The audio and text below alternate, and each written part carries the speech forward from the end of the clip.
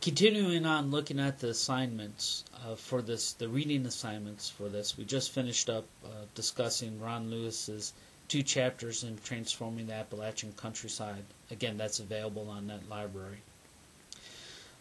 Do note that there is a couple online groups of photographs that I did upload as links.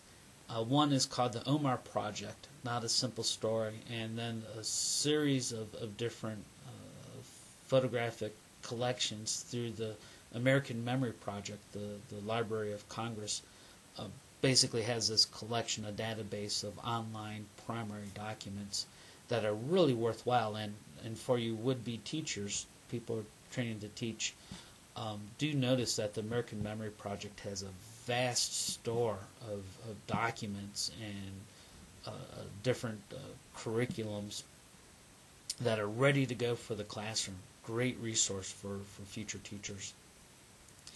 It was the Omar Project, and all the pictures on the photographs on Scott's Run are very worthwhile in that they give us a great glimpse at the world of the coal towns of West Virginia.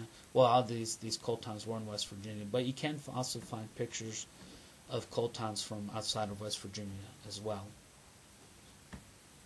Now, especially the one from Omar, really it's for a discussion board topic. Then I'll ask you to compare and contrast Omar to Matewan, and we'll get to the film Matewan here in a second. But not only that, but generally as you're looking through these, try to think of the ways we can make inferences about these photographs. What can we use these photographs to conclude about life in coal towns in Appalachia during this period of time? Also, for the quiz, do expect a question that will ask you to interpret Omar and what we can learn about Omar through these photographs.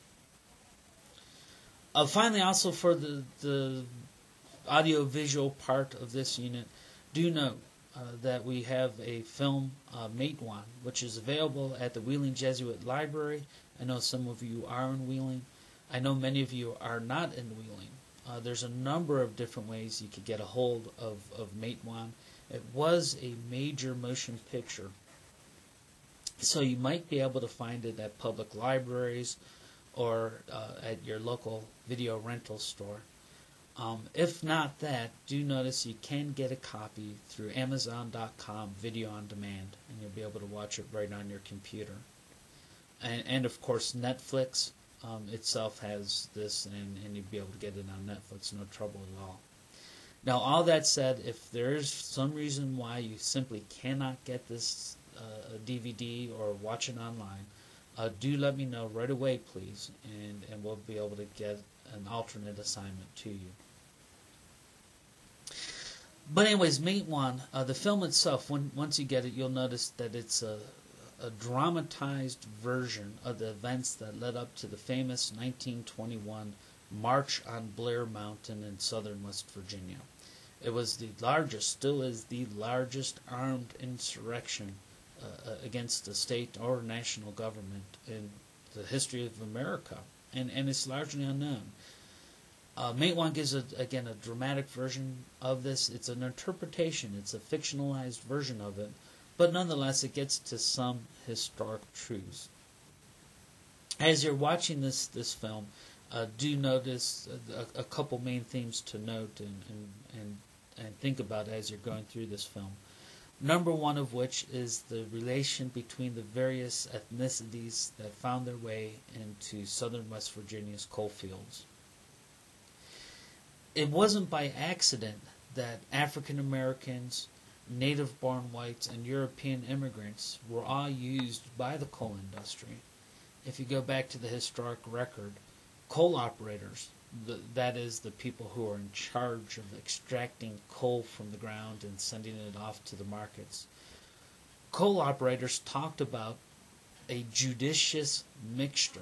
Yeah, that's judicious mixture. That's their language that they chose to describe the portions of native-born whites, blacks from the South, and European immigrants that was the most desirable mix to have as employees in the Colt towns.